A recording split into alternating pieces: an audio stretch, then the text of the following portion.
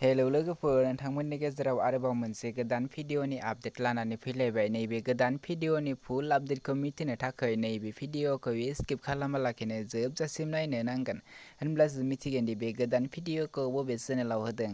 लोगोफोर, नोंथांमोना नैबे आंनि बर' इउटुब चेनेलाव गोदानब्ला चेनेलखौ साबस्क्राइब खालामनानै गालां आरो भिडिअखौ लाइक, शेयार, कमेन्ट खालामनानै होदो। बिदिब्ला फैदो दिनैनि बे गोदान भिडिअनि गोदान आपडेटनि सायाव।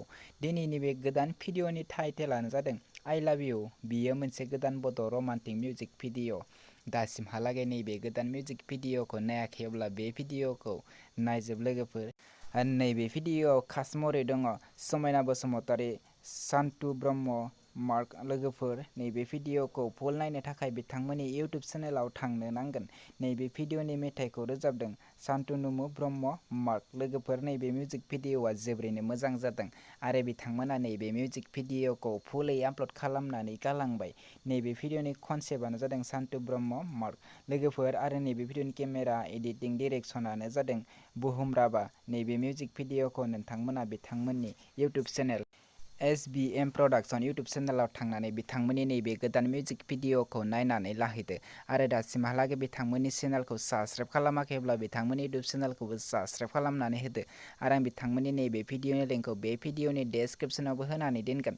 नोंथांमोना डेस्क्रिप्शनाव थांनानैबो नैबे गोदान मिउजिक भिडिअखौ नायनानै लाहैनो हागोन। बिदिब्ला लोगोफोर, दिनैनि बे गोदान भिडिअनि गुसुं आपडेटआ बेखिनियानोसै। नोंथांमोनहा आंनि चेनेलखौ दासिमहालागै साबस्क्राइब खालामाखै अब्ला आंनि चेनेलखौ साबस्क्राइब खालामनानै गालां। आं बेफोरबायदिनो गोदान भिडिअफोरनि आपडेट लानानै फैबाय थायो। लोगोफोर, आं नोंथांमोननि गेजेराव जोबोद लेटै गोदान भिडिअफोरखौ आपडेट होगासिनो दङ। बेफोरबायदिनो थाब भिडिअफोरनि आपडेट मोननो थाखाय चेनेलखौ साबस्क्राइब खालामनानै बेल आइकनखौ अलाव क्लिक खालामनानै लाखि लोगोफोर। बिदिब्ला बे भिडिअखौ नोंथांमोननि लोगोफोरनोबो शेयार खालामनानै होदो। नेक्स्ट भिडिअनि आपडेटखौ थाबैनो लानानै फैफिननो नाजाबावगोन।